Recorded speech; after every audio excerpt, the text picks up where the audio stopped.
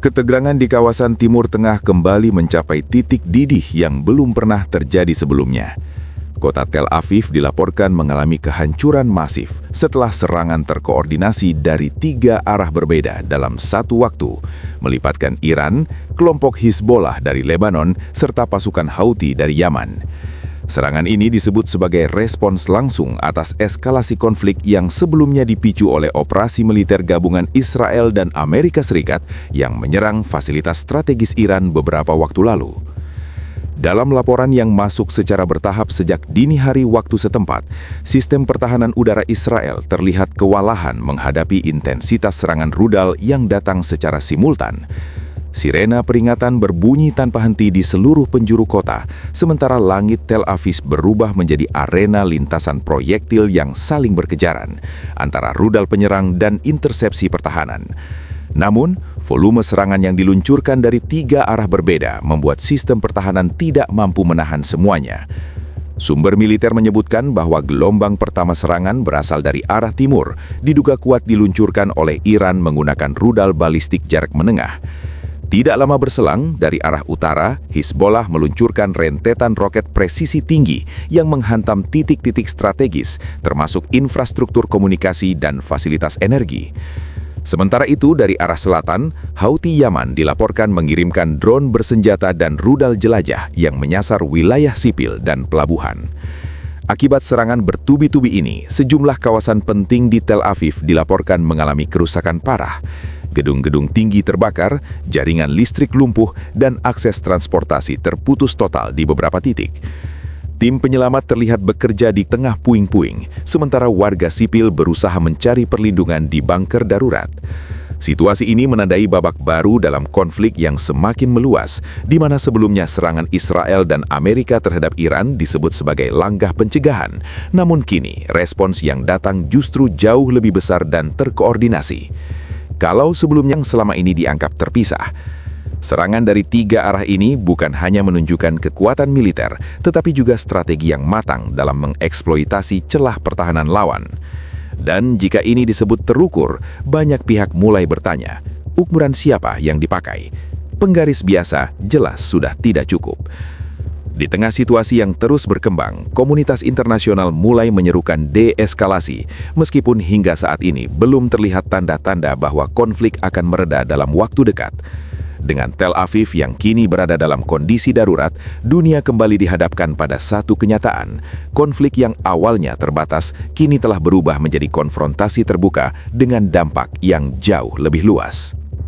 Dalam fase kedua serangan yang terjadi menjelang pagi, sejumlah rudal dengan daya hancur tinggi kembali menghantam area yang sebelumnya sudah terdampak. Titik-titik vital seperti pusat komunikasi militer, jaringan distribusi listrik terjadi pada gelombang pertama.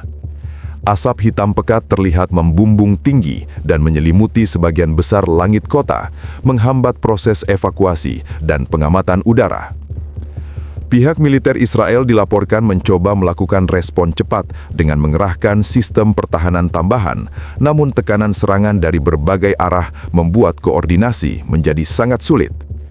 Beberapa laporan menyebutkan adanya gangguan pada sistem radar dan komunikasi internal yang diduga akibat serangan siber bersamaan dengan serangan fisik. Hal ini menyebabkan keterlambatan dalam mendeteksi dan mencegat sejumlah rudal yang masuk. Di sisi lain, kepanikan mulai meluas di kalangan warga sipil. Ribuan orang terlihat memadati jalur evakuasi, sementara bunker-bunker perlindungan penuh sesak. Rumah sakit di sekitar wilayah metropolitan Tel Aviv dilaporkan kewalahan menerima korban luka, dengan sebagian fasilitas medis mengalami kerusakan akibat getaran ledakan.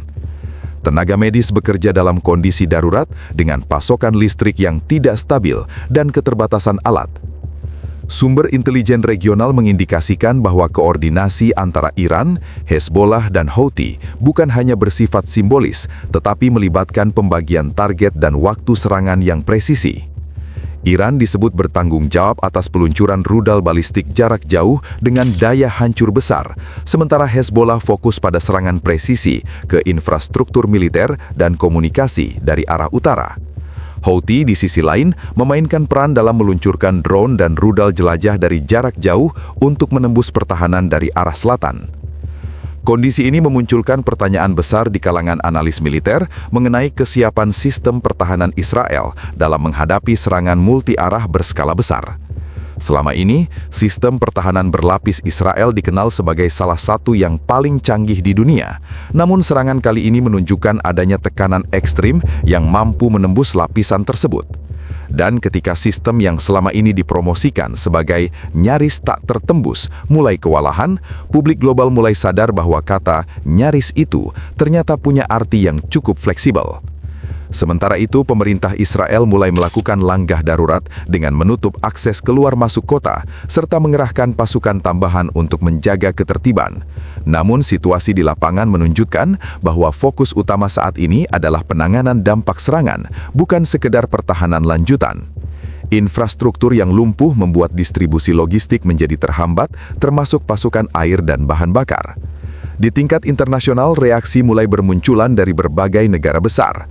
Amerika Serikat dilaporkan tengah melakukan koordinasi intensif dengan Israel, sementara beberapa negara Eropa menyerukan penghentian segera aksi militer dari semua pihak.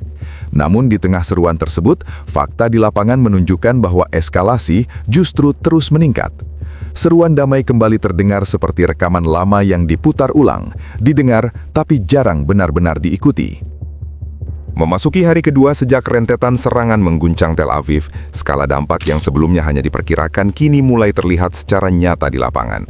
Otoritas setempat akhirnya membuka sebagian data awal terkait kerusakan dan korban, meskipun masih bersifat sementara. Sejumlah kawasan utama di pusat kota dilaporkan mengalami kehancuran berat, dengan beberapa blok permukiman dan area komersial praktis tidak lagi dapat dikenali. Tim penyelamat masih terus melakukan pencarian di bawah reruntuhan bangunan, berpacu dengan waktu untuk menemukan korban yang kemungkinan masih terjebak. Sistem layanan publik berada dalam kondisi kritis, listrik masih padam di berbagai wilayah, jaringan komunikasi tidak sepenuhnya pulih, dan distribusi air bersih mulai terganggu. Rumah sakit yang tersisa beroperasi dalam kapasitas darurat, dengan tenaga medis yang bekerja tanpa henti sejak serangan pertama terjadi. Beberapa fasilitas kesehatan bahkan terpaksa memindahkan pasien ke lokasi yang lebih aman akibat kerusakan struktur bangunan. Di tengah situasi tersebut, militer Israel mulai meningkatkan status siaga nasional dan mengerahkan tambahan pasukan ke berbagai titik strategis di dalam dan sekitar kota. Fokus utama saat ini tidak hanya pada pertahanan lanjutan, tetapi juga stabilisasi kondisi internal yang mulai menunjukkan tanda-tanda ketegangan sosial. Antrean panjang terlihat di pusat distribusi logistik, sementara warga yang masih berada di dalam kota berusaha mengamankan kebutuhan dasar mereka. Sementara itu, dari luar wilayah Israel, pernyataan resmi terus bermunculan dari pihak-pihak yang terlibat. Iran melalui saluran medianya menyatakan bahwa operasi yang dilakukan merupakan bagian dari respon strategis berlapis terhadap serangan sebelumnya yang dilakukan oleh Israel dan didukung oleh Amerika Serikat. Di sisi lain, Hezbollah menyebut serangan dari arah utara sebagai langkah presisi terhadap target militer, sementara Houthi mengklaim keberhasilan mereka dalam menembus pertahanan dari jarak jauh sebagai bukti kemampuan teknologi yang terus berkembang. Namun di tengah klaim dan pernyataan tersebut, kondisi di lapangan menunjukkan bahwa dampak serangan tidak hanya terbatas pada target militer.